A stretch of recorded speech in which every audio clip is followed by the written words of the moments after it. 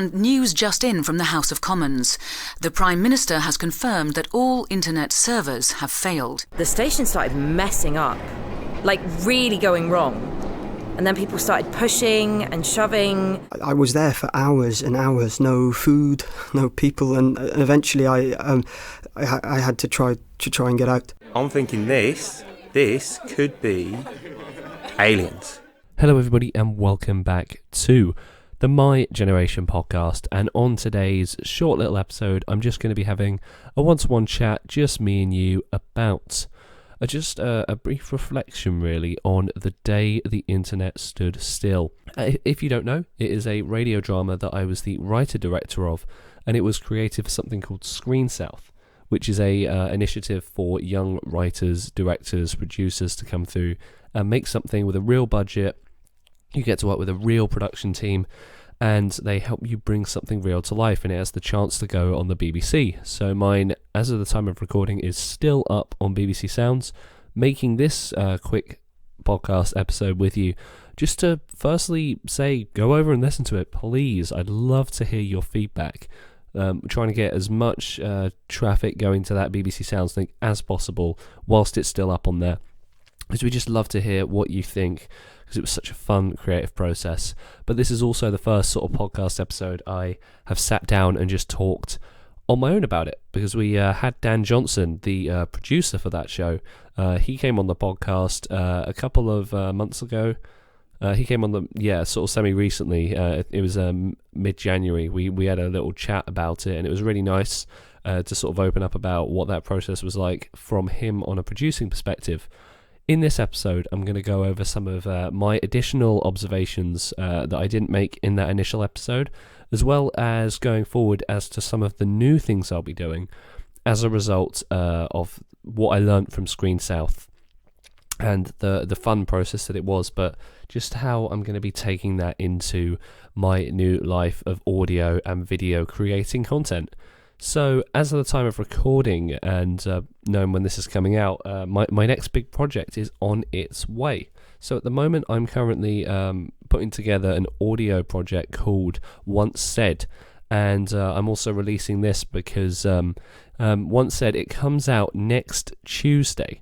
So I really would love for you to tune into that episode if you're able to, because it's a full audio drama that I've made since the Screen South process.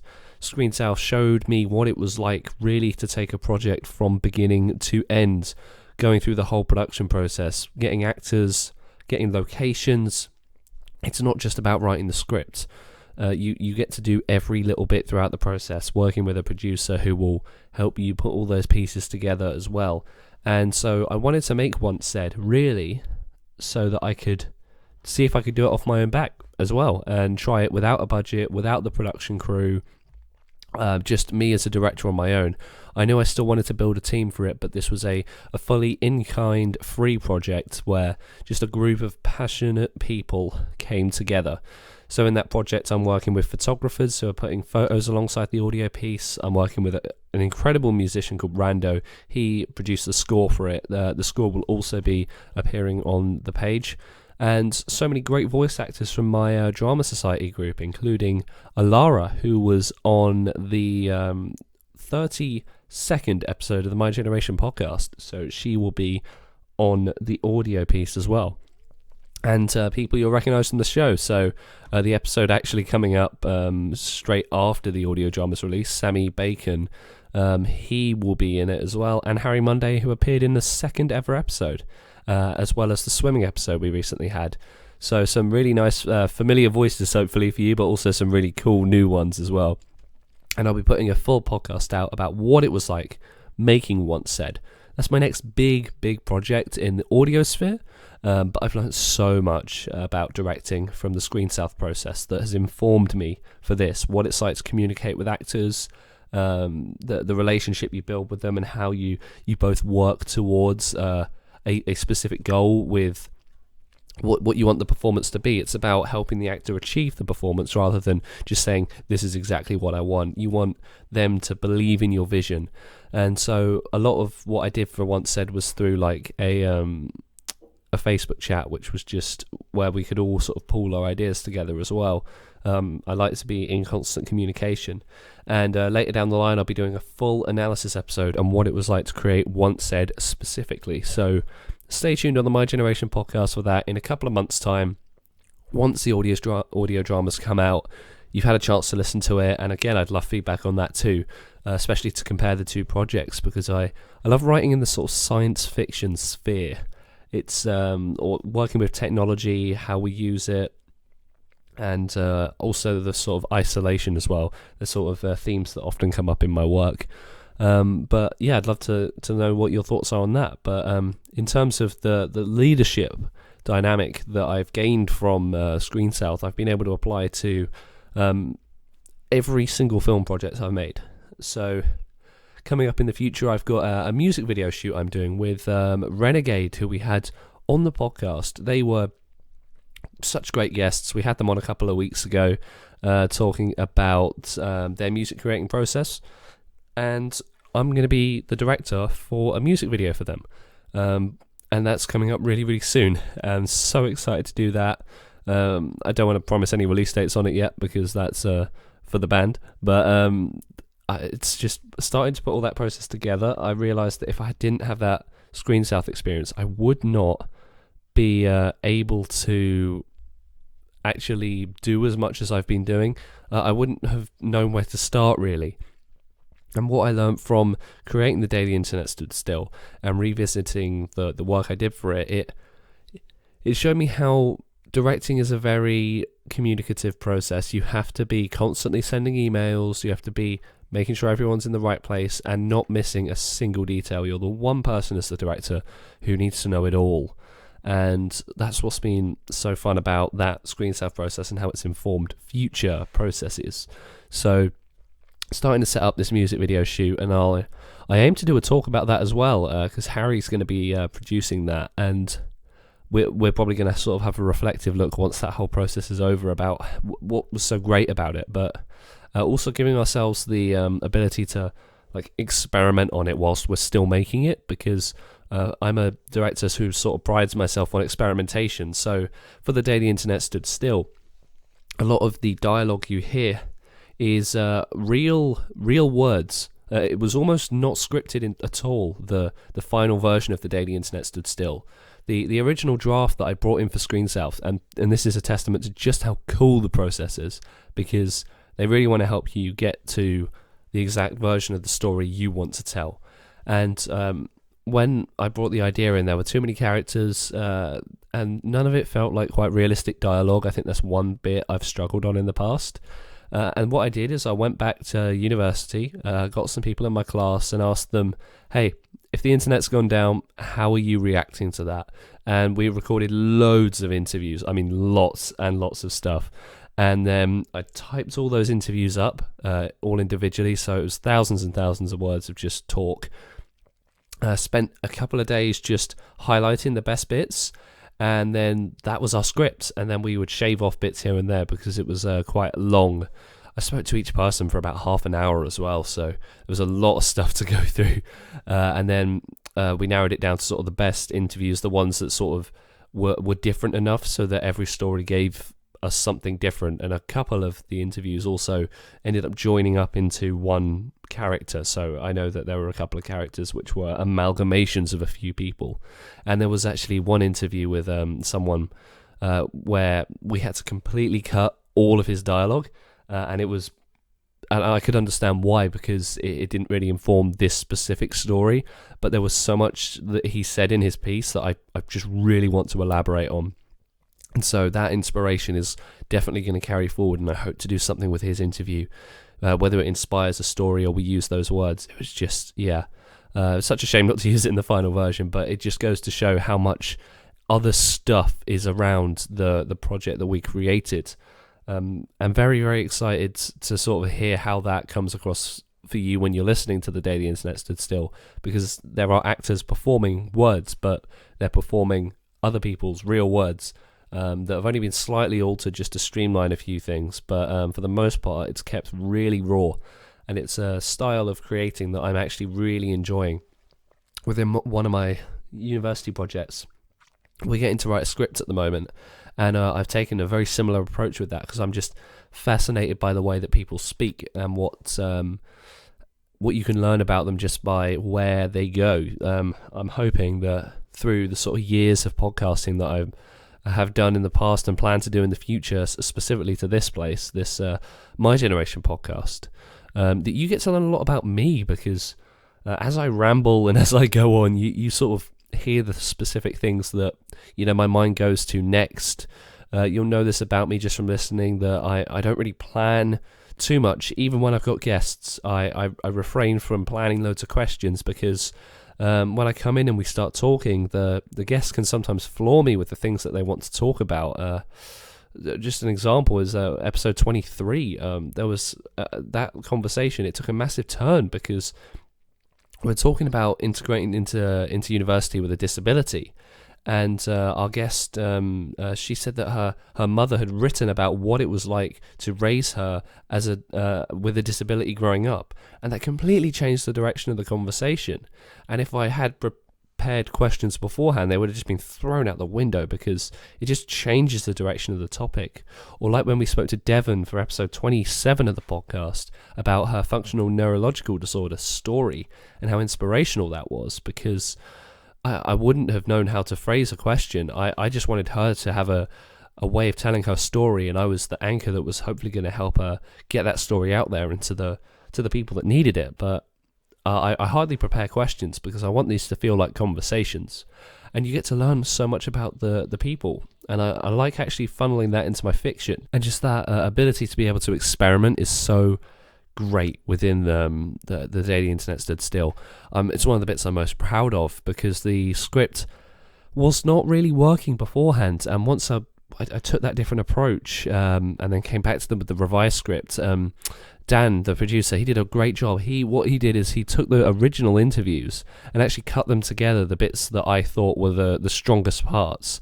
And we actually then had a rough cut of the Daily Internet Stood Still to show them, which was so cool, because it meant that they could actually see, they could hear what it was actually going to sound like in the end.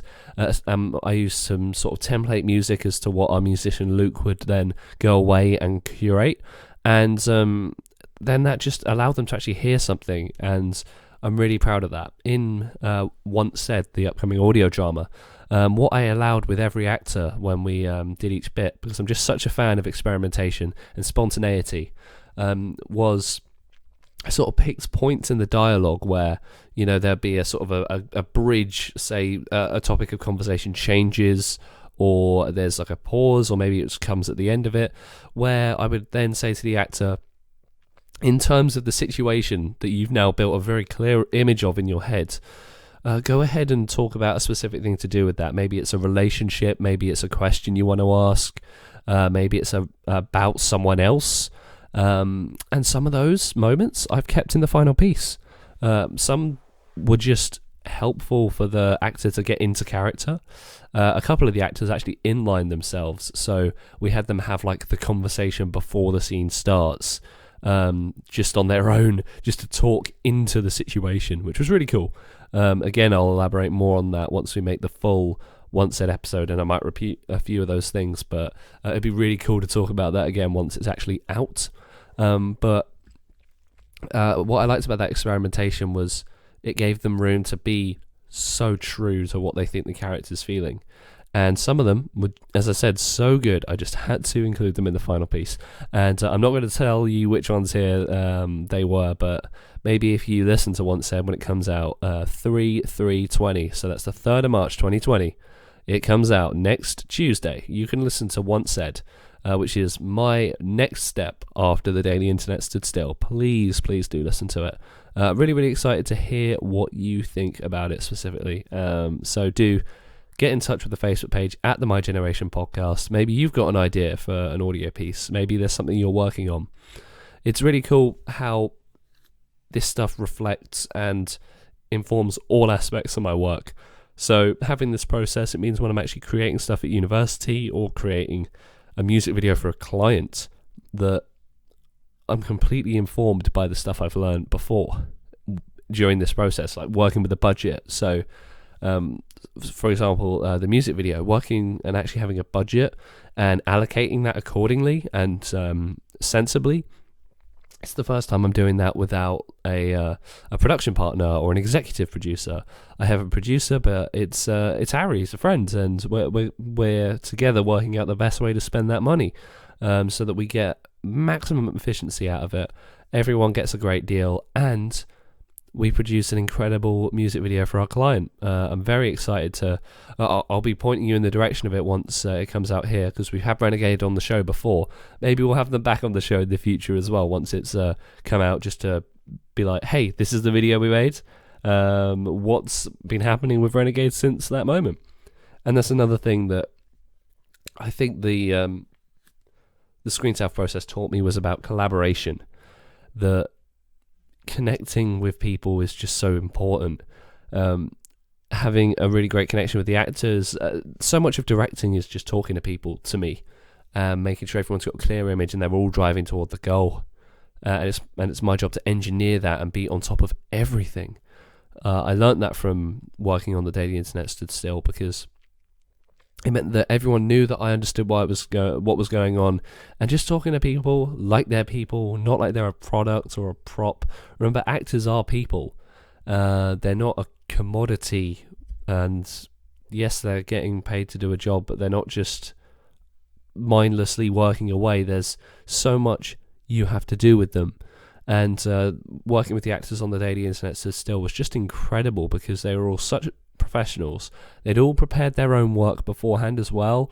I mentioned before that Tim Jennings, who plays Nathan, he actually looked up conspiracy theories, because his character was a conspiracy theorist.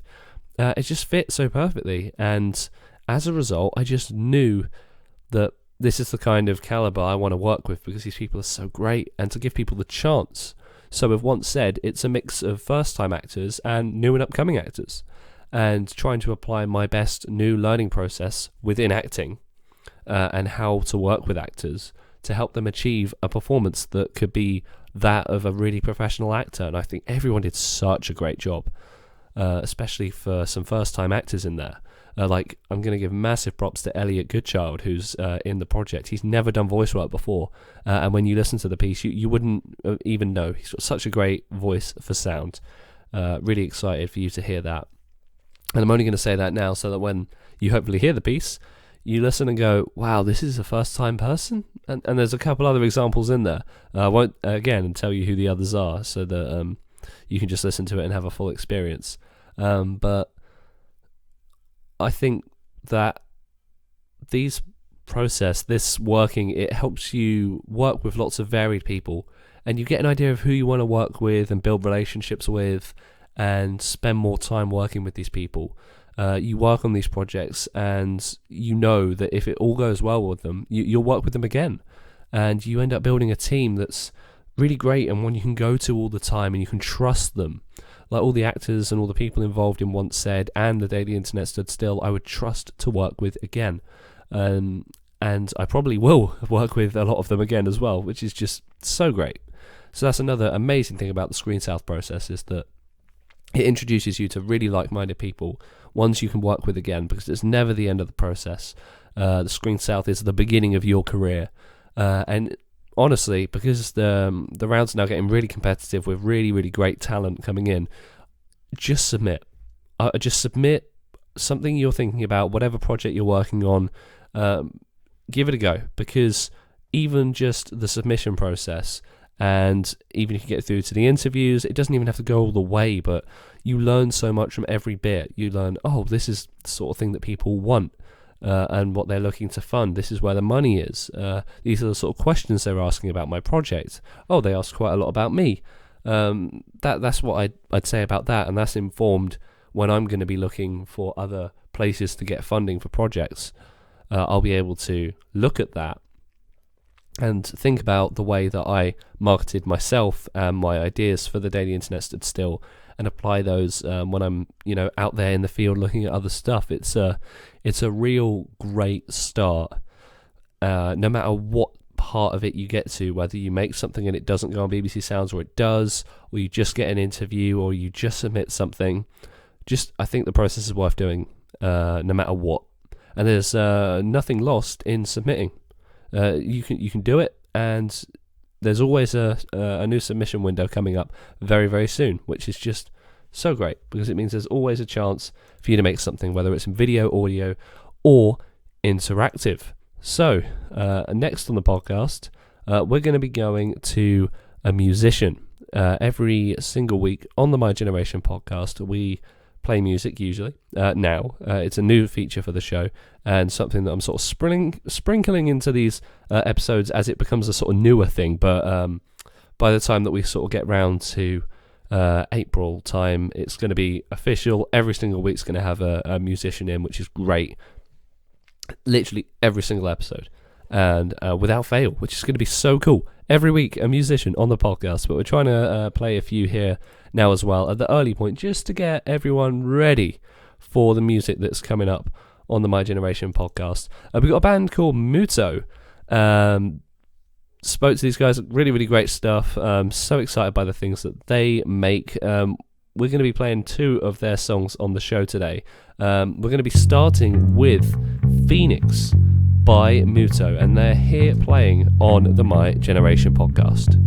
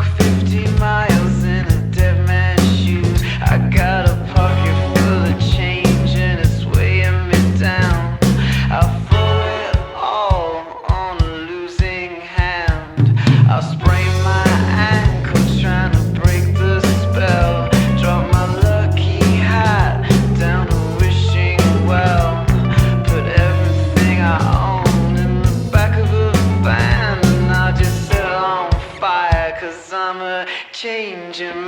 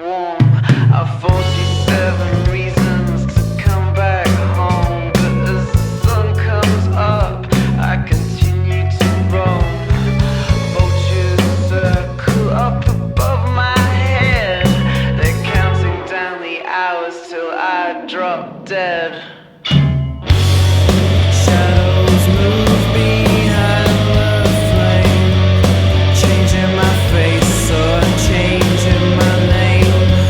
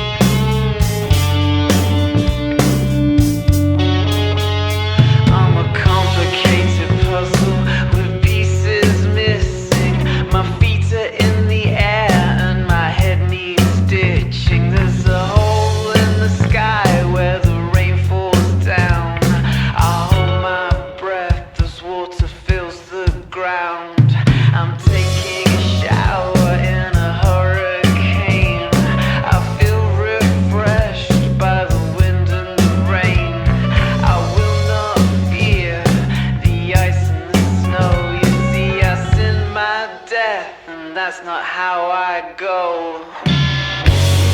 Shadows move behind the flame, changing my face or changing my name. Burn me down, I'll rise up higher. I'm a phoenix under the fire.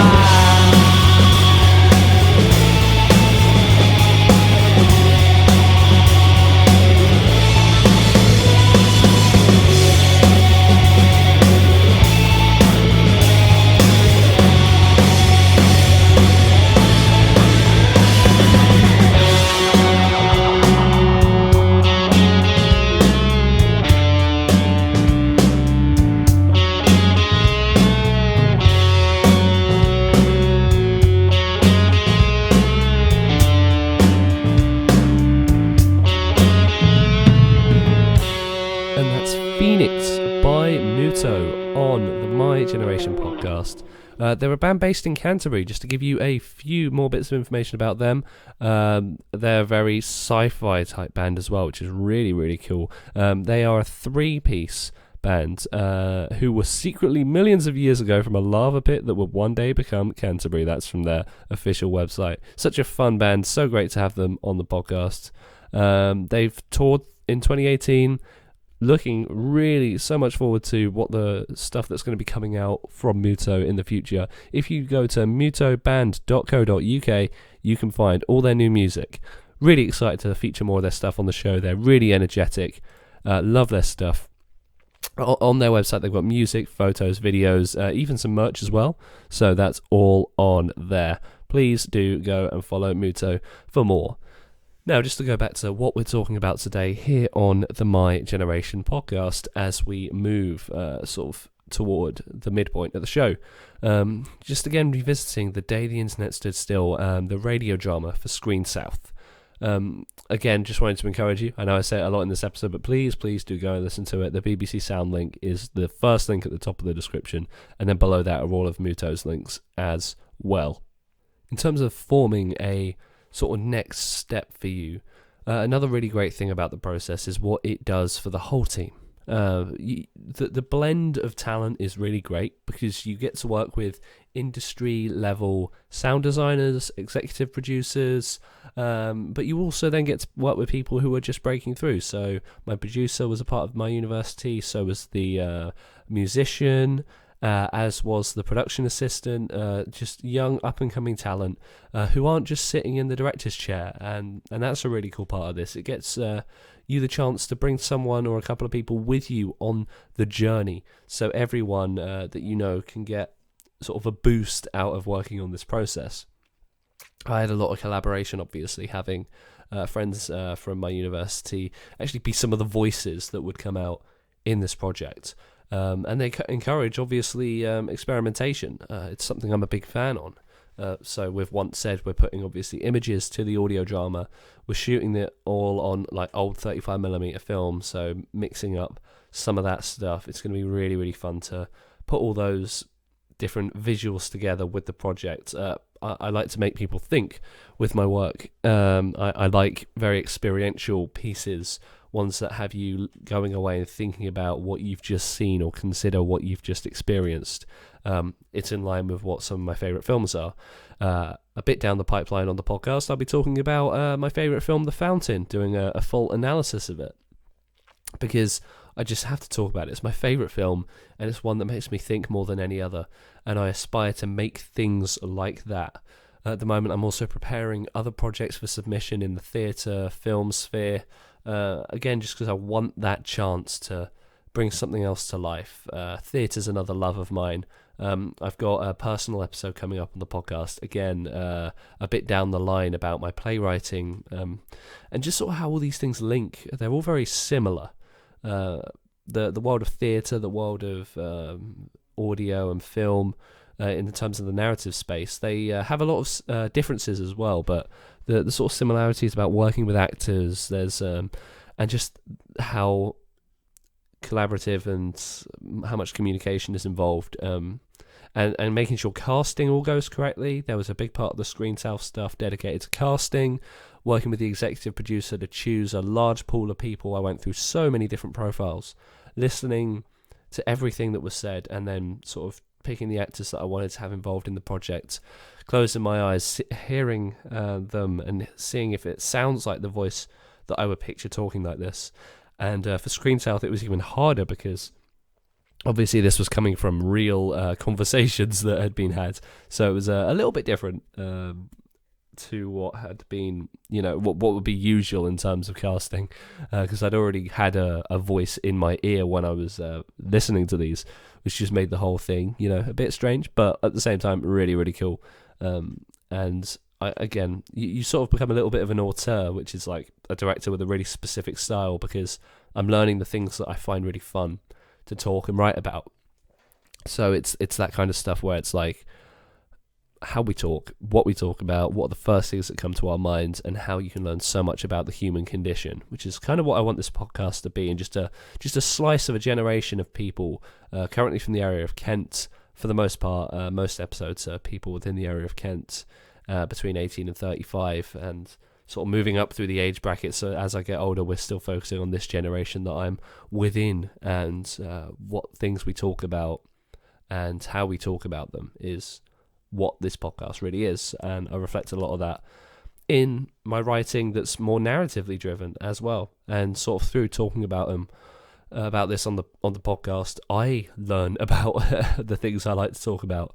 That's why my favourite question to ask at the end of every episode with a guest is, what have you learned from talking about it on the podcast? Because sometimes getting that information out there in the audio space just does a lot for you, and it's really cool to just say those things out loud, and makes you realise sometimes, in a weird way. Or at least, it makes sense to me. So we're going to be going back to Muto now. We featured one of their songs earlier on the show. They are from Canterbury, and they're a local Kent artist. mutoband.co.uk to find out more all about them. Undead Nightmare is the song we're playing now on the podcast. So here it is. It's Undead Nightmare, and it's by Muto.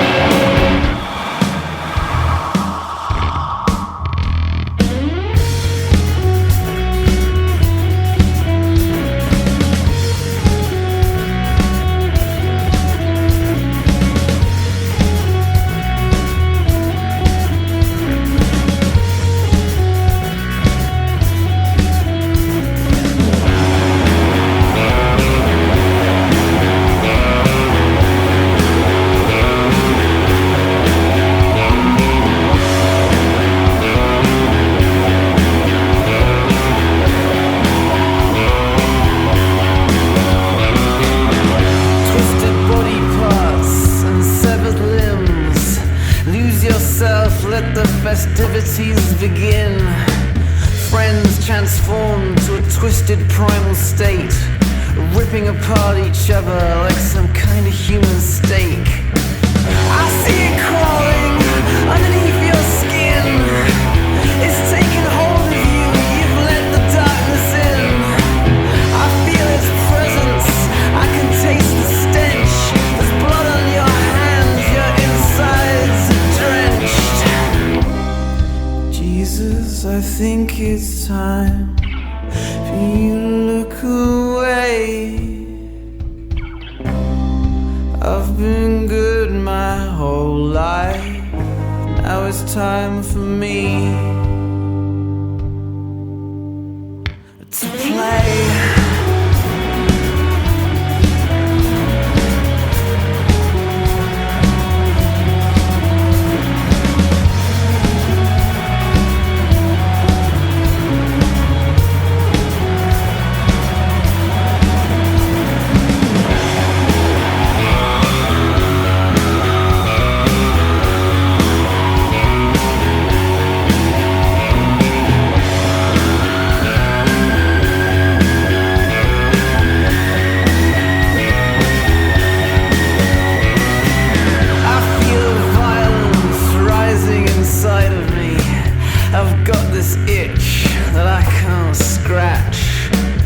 I see you struggle as you're drowning in gasoline. I shed a smile as I light that match. I'm making friends with fire and vengeance. I strap a chainsaw to a motorbike.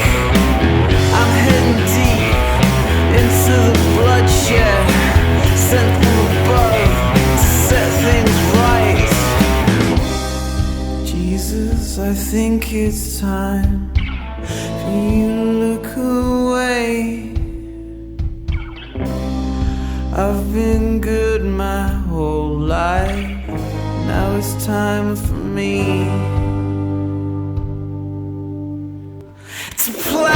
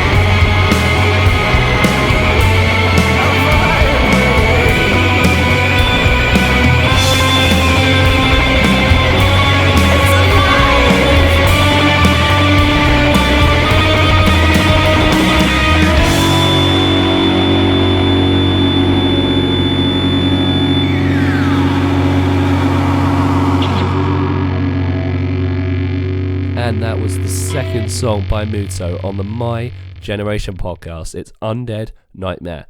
Definitely going to be featuring more of their music down the line on the podcast in official episodes, not these sort of off the cuff episodes like this one is, where it's, you know, not quite in a regular scheduled My Generation podcast format. Although this is the first time I'm going to hint at what's coming in the future. So very, very soon down the line, the My Generation podcast will be going to a twice weekly show. Sort of putting, at the moment, I mean, I'm recording this at the end of January, this episode, and I'm trying to sort of put plans into place so that by the time we get to June, just after the 1 year anniversary, maybe a couple of weeks after, probably, you know, about the 14th of June time, will be a bi-weekly show, is the plan. So then every couple of days you'll have an episode of the podcast, one with a guest, one with just me talking to you like this. So episodes like this will become a little bit more regular. And if that's something you'd be happy with, definitely also let me know in the comments, because that'd be really cool to know whether this is the kind of stuff you love. And music, we're having more music on the show. So if you're a local Kent band, send me an email with your music, max@webcom.co.uk. Really awkward email handle, so it's in the description if you need a repeat of where to go to send me any business related emails relating to the My Generation podcast in any way. because at this point, as a result of the day the internet stood still, as a result of the screen south process, it's boosting my professional life in every way. Being able to share photos from the process, being able to talk to people about the fact I made this thing and I have this podcast, it just shows people that I'm taking my work so seriously, and that is so important. So when you meet someone new and you're thinking about a project, you can show them things that you've actually made, and they know you take your work seriously and that you're proud of your work. I'm so proud of what we do here on the My Generation podcast. The musicians we feature, the talented Muto who are on the show today, they're going to be back on the show many more times. We've got lots of their songs they've sent our way that we're going to be featuring on the podcast throughout the rest of 2020. And we're only really just getting started, but there will be so much more coming onto the My Generation podcast very, very soon, so don't worry about that. This episode has almost just become a looking forward for everything, so we're revisiting the past and how that's going to inform the future. I'm going to be making films over summer. I've in a couple of days, and by the time you're hearing this, I will have purchased a Blackmagic Pocket Cinema 4K camera. I can't wait. I am so excited. I'm just reaching the point where I can, justify buying this thing. And so much of what I shoot in the future is going to be on this camera. I want to do a full episode talking about what it's like using the camera. If you're interested in that, let me know in the comments. Because as a freelancer, investing in your next bit of kit, or investing in just, being able to sort of keep your bills paid and move on to the next project is so important. And at the moment I use a Canon 60D for a lot of my work, and I hire in videographers. I work with Lewis Kennedy, shout out to him from my film production class quite a lot. Alex Durham, who will be on the podcast in summer. So many great people that I've worked with videographer-wise, and Charlie Hedges, who will be helping me on the music video. Just now I'll be having this camera and I can do more of that myself, and I can collaborate with more people and just up the quality. The Canon 60D is a lovely camera. I still use it for my stills photography, but it's not got any inbuilt stabilization, and none of my lenses do, and I want to completely start afresh on the Blackmagic Pocket Cinema 4K. So that is what's coming next from me. Once again, thank you so much for listening to this week's episode of the My Generation podcast. Again, this is a sort of an off-schedule episode talking about revisiting what it was like making the day the internet stood still. You've heard me and Dan talk about it. We talked about it on the 12th of January. That was really cool. That was another off-the-cuff episode. But once we go to bi-weekly episodes, then all of these sort of just me talking to you episodes will always be coming out on a Sunday. So you can actually expect episodes like this instead of them sort of being randomly thrown in here and there. If there's something that's more sort of time specific, I can throw that closer to the front. And it just gives me a little bit more room to play because we've got so many guests booked. It's been absolutely incredible. The amount of people that have got in touch with me and said, hey, I want to come on your podcast. I really like what you're doing. And having those people get in touch has just been such a boost for me.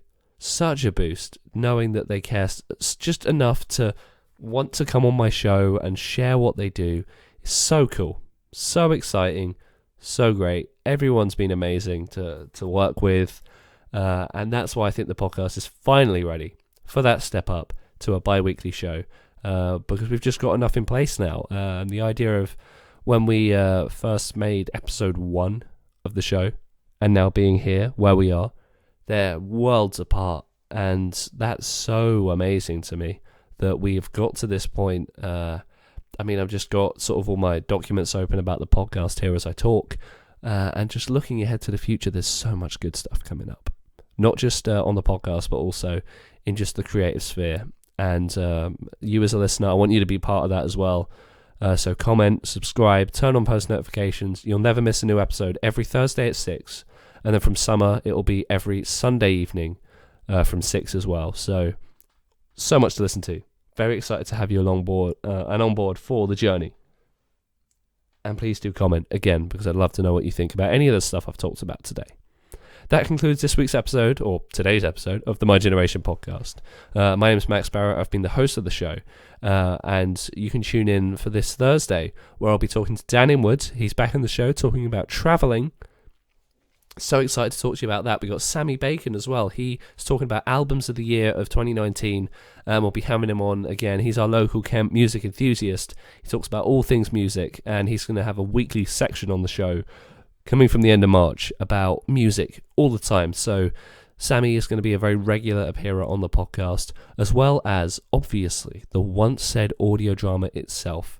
Please stay tuned for that. It'll be here on the My Generation podcast, so please subscribe with those post notifications on, because then you can hear it first when it arrives here, because it'll be the first place that the audio drama will be releasing, and then who knows where else, and who knows where this will take us. Thank you all for joining me on this journey, and we'll tune in with you for Thursday's episode with Dan Inwood about travel on the My Generation podcast. Thank you for listening. Thank you to Muto for featuring, and we'll tune in with you then.